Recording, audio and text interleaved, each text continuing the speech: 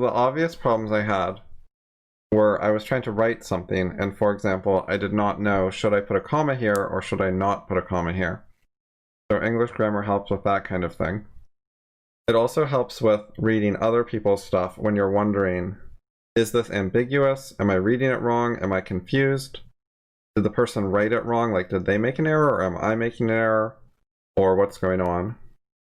It can help you like clearly understand the proper reading. It also helps with precise thinking. Like, you learn how to think precisely and how to like pay attention to details and get things right, which is a just generically useful skill. Similar to how you can learn a similar thing from programming, where again, details matter. A lot of discussions have problems because people get confused about things like what modifies what, like which words apply to which other words, how do they group together. And you get a lot of miscommunications that could have been avoided because people write poorly and it's disorganized and it's just more confusing to read. Grammar is also a good area for taking ideas that you have an intuitive understanding of and then learning to have a conscious understanding where you actually know what you're doing instead of going by feel. And it's good to be able to take things you used to do intuitively and when you want to, learn how they actually work. Because when you're relying on intuition, it's hard to correct your errors. And when you actually learn how things work properly, you're in a much better position to change your mind about some of the details, or even a major thing. But also, a lot of what I've been saying was about like advanced details of English grammar. But for some people, they screw up the basics of English grammar, and that's a lot worse. Like, it's a lot less optional. You want to be writing like mostly correctly. Because if you're just using language like significantly wrong, you have a problem. You're not going to be able to communicate as well. You're going to misunderstand things people say.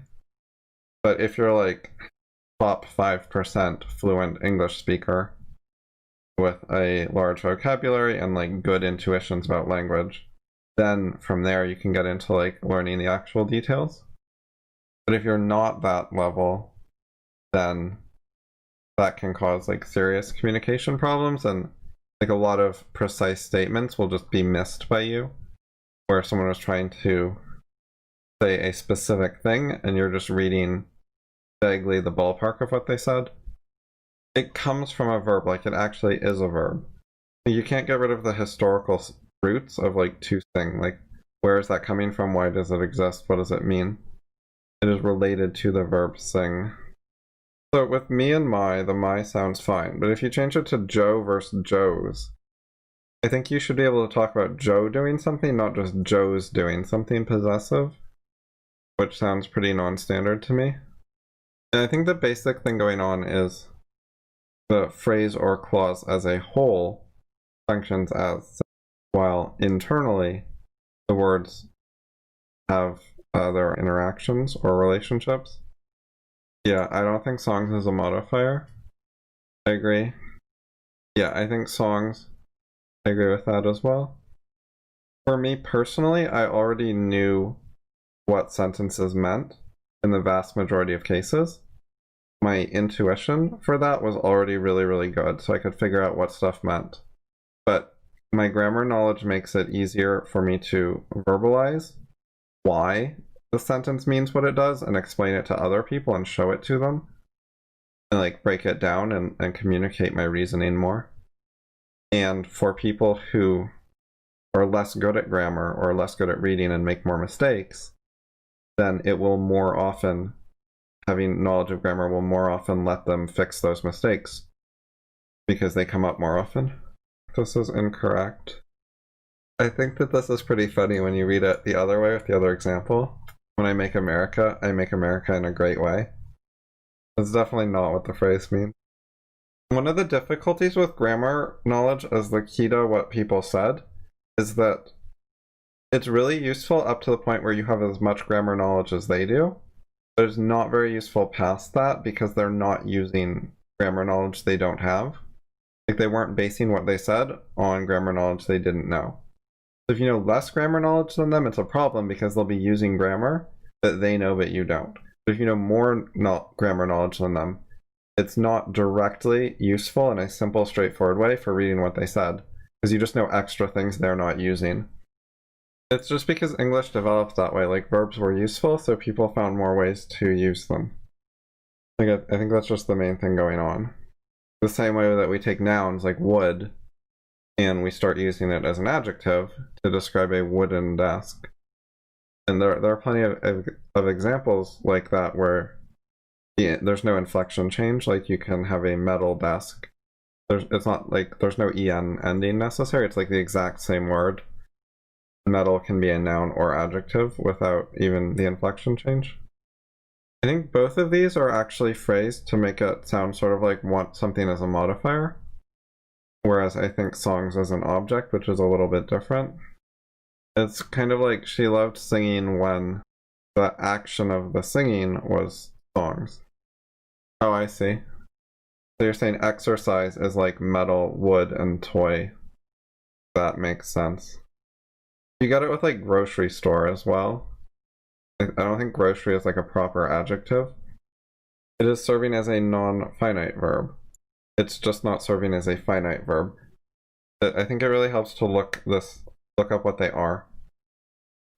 The short version is that non-finite verbs do not describe a particular action with, they're not like bound to a particular thing that actually happened. They're talking about the verb in general in some way. That's why they commonly lack a subject or a tense. The tense says when something happened and the subject says who did it. If you leave one of those out, then you no longer are talking about a thing that some subject actually did. Like it's not an action that actually happened. That's why non-finite verbs are commonly talking about like the concept of singing or something like that. Like here, the actual action, the thing that happened, the event, is liking. John did a liking action. And then to sing songs is not a thing that's happening like in the sentence. It's talking about like it could happen in general. By the way, the subject here, like it doesn't directly have a subject, but it's implied that we're talking about John. It's like John likes John to sing songs. John does not mean John likes Susie to sing songs. Like that's not what this means. The person who sings the songs that John likes to be sung is John. It's not anyone. He doesn't like anyone singing songs. He likes himself singing songs.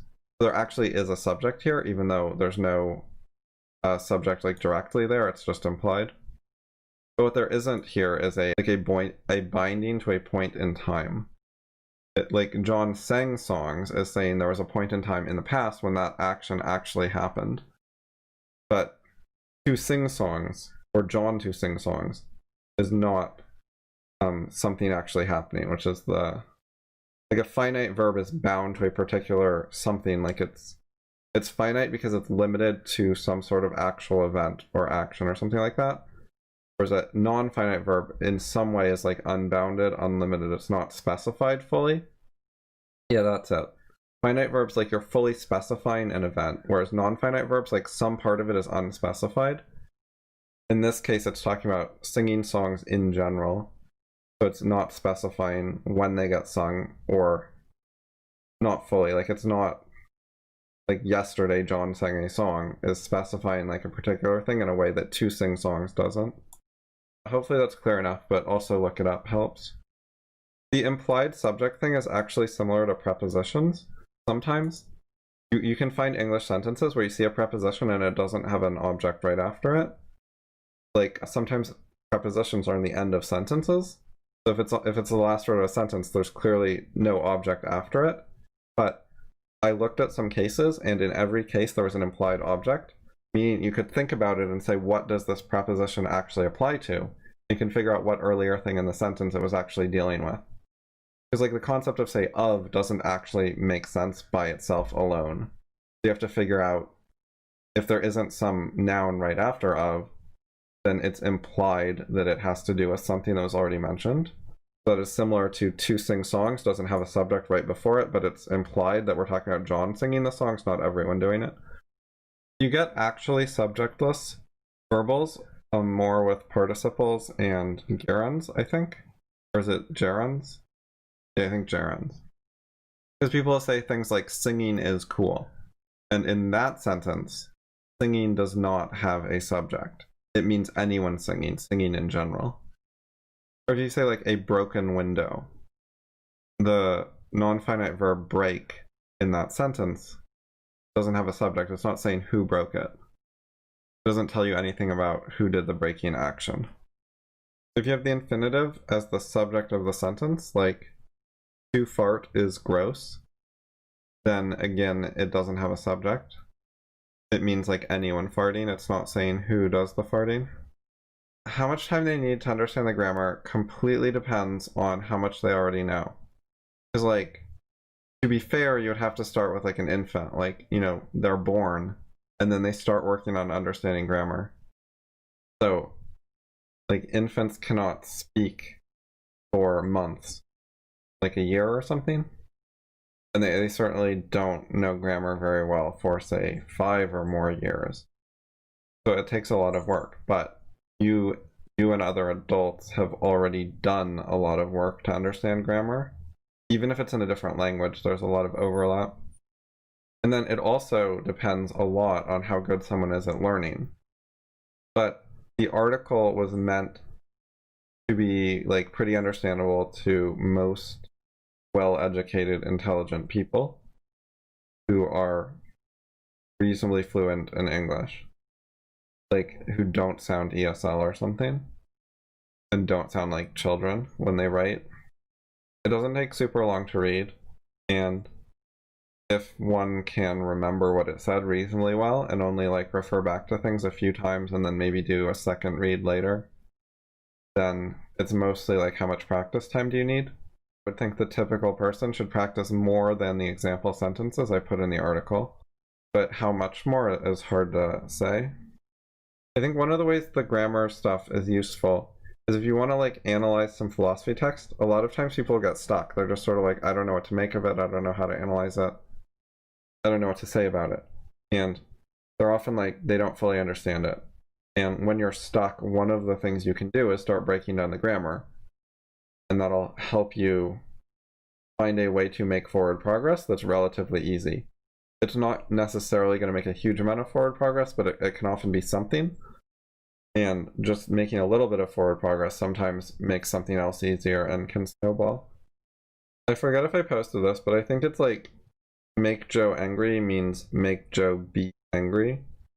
And the object of make is the implied infinitive be, which has both a subject and an object.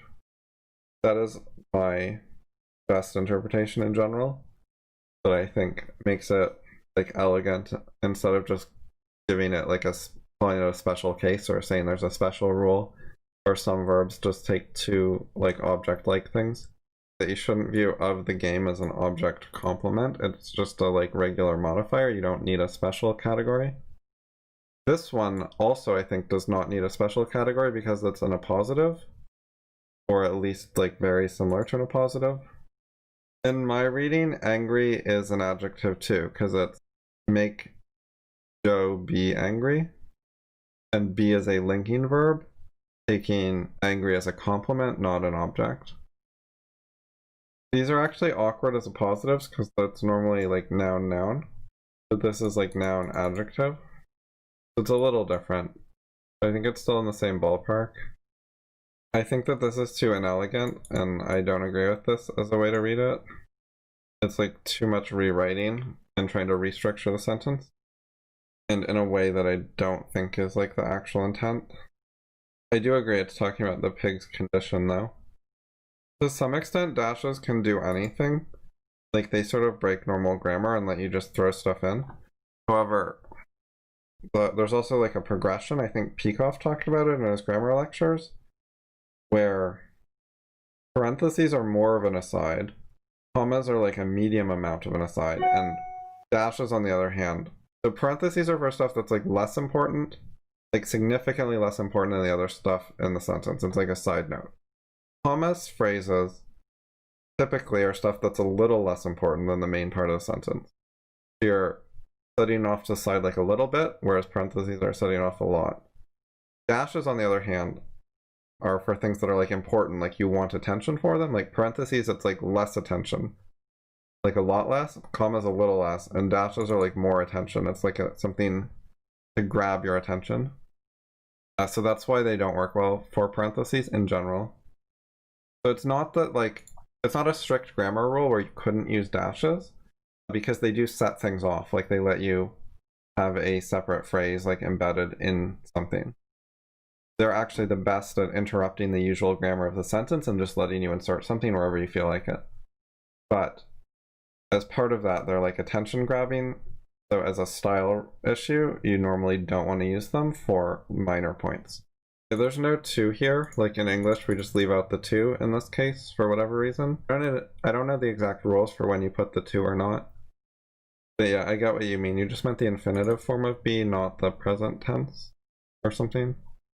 No, present tense is. So maybe be alone is clear, but it comes up with other verbs where the infinitive form and the present tense can get mixed up, like sing. Yeah, though I would put the verb before the subject is how I normally do this kind of analysis. So that's a minor thing. Okay, so if you ask yourself, what is the thing the person prefers? You can't say coffee. It's not that they prefer coffee. And it's certainly not that they prefer blackness. It's actually the thing they prefer is the combined thing of black coffee. They want their coffee to be black. That's like actually conceptually the thing they prefer. This functions as a unit, which is the object of prefer, I think.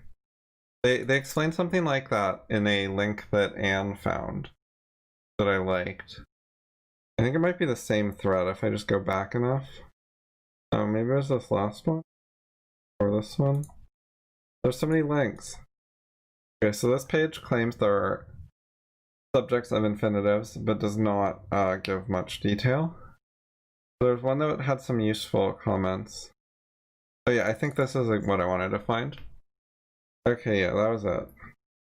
Anyways, what does I prefer?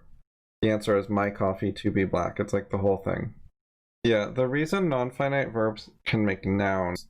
So a finite verb tells you about like a verbing happening, like an action or event or something like that. A non-finite verb is normally telling you about like the concept of an action. It's like the concept of singing or something rather than singing actually happening. And so the concept of singing is a noun. It's a thing you can discuss. So this is something different. This sentence has two clauses. This means it was my birthday, she forgot that. Like there are two clauses. That is a reference word. The word that refers to it was my birthday. It's also a subordinator. It's means that like, maybe not subordinator, but it has the dual role of introducing the second clause as well as referring to the second clause. I think maybe it's better to think of this as not a subordinate clause, but a coordinate clause. It's actually in general like the more important clause in this kind of construction. Anyway, you certainly can nest finite clauses inside of finite clauses. A clear way to do it is with a relative pronoun. You get like John, comma, who is cool, comma, ate a steak, period. So within the like John ate a steak clause, you have John is cool. The word who lets you do that.